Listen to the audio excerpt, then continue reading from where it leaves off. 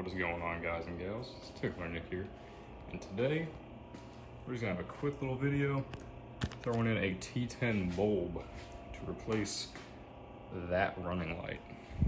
So in order to do that, all we're gonna do is come in here and you got one little Allen bolt on each side. Take the headlight forward and then disconnect it and throw the bulb in.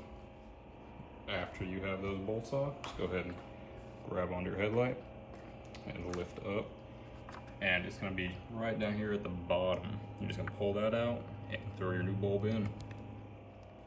All right, well, that's all there is to it. Went ahead and threw one on my brother's bike as well. On camera it comes off a little more teal, but it is green. It's kind of hard to tell. I might turn off the lights and we'll try it again. Comes off a little more green, but I can't tell you, they are pretty green.